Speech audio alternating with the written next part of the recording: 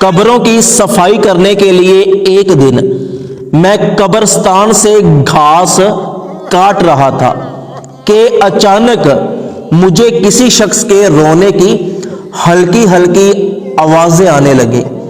میں حیران ہو کر ادھر ادھر دیکھنے لگا کہ کون شخص میرے قریب آ کر رو رہا ہے، لیکن مجھے کوئی شخص نظر نہیں آیا۔ تو میرے جی میں خیال آیا کہ شاید یہ میرا وہم ہے۔ میں نے پھر گھاس کاٹنا شروع کر دیا۔ دوبارہ پھر کسی شخص کے رونے کی آوازیں آنے لگی، لیکن اس بار آوازیں تھوڑی تیز تھیں۔ مجھے یقین ہو گیا کہ شاید یہ کسی قبر میں سے آوازیں آ رہی ہیں۔ میں نے قبرستان کا چکر لگایا، 2-3 قبروں پر کان لگا کے دیکھا، لیکن میں جس قبر پر بھی کان لگا کر دیکھتا مجھے کوئی آواز نہ آتی۔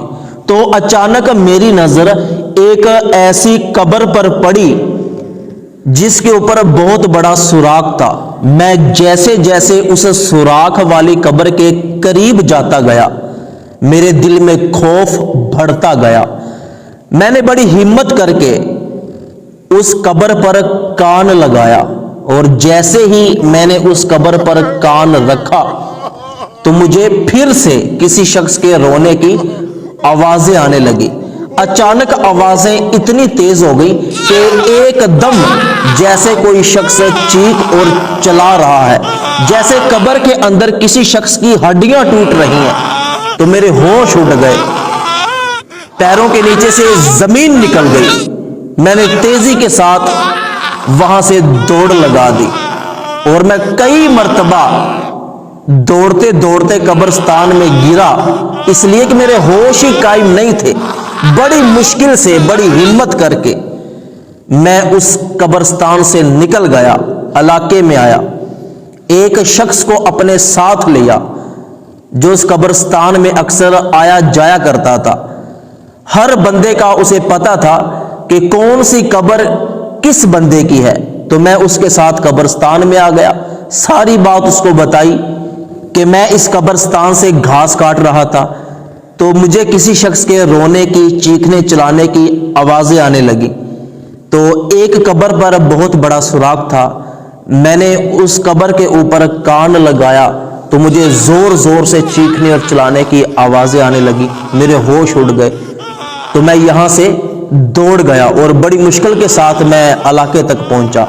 آپ بتا سکتے ہیں کہ یہ کس بندے کی قبر ہے؟ جلدی سے ہم دونوں نے پھر اس قبر کے اوپر اپنے کان لگائے، لیکن کوئی کسی قسم کی اب آواز نہیں آ رہی تھی۔ تو وہ شخص کھڑا ہوا اور مجھ سے کہنے لگا کہ ہاں میں جانتا ہوں یہ کس کی قبر ہے۔ یہ ایک شرابی نوجوان کی قبر ہے جو شراب پیتا تھا۔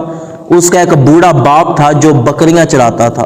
وہ شرابی اپنے بوڑھے باپ کے پاس جاتا اور زبردستی اس کو مارتا پیٹتا، اور جو بھی اس کے پاس پیسے وغیرہ ہوتے وہ چھین لیتا اور اسے شراب پیتا۔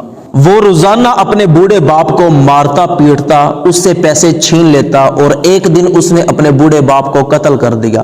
یہ اس نافرمان نوجوان کی قبر ہے۔ تو ہمیں اندازہ ہو گیا کہ یقیناً یہ شراب پینے کی لعنت اور باپ کی نافرمانی کرنے کی قبر میں سزا بھگت رہا ہے۔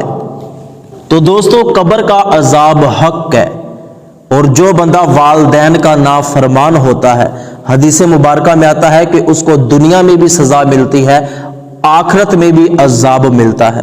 تو اللہ پاک سے دعا ہے کہ اللہ پاک تمام بچوں کو اپنے والدین کا فرما بردار بنائے۔ اس ویڈیو کو اپنے تمام دوستوں تک پہنچا دینا مسلمان ہونے کی حیثیت سے یہ آپ کی ذمہ داری ہے۔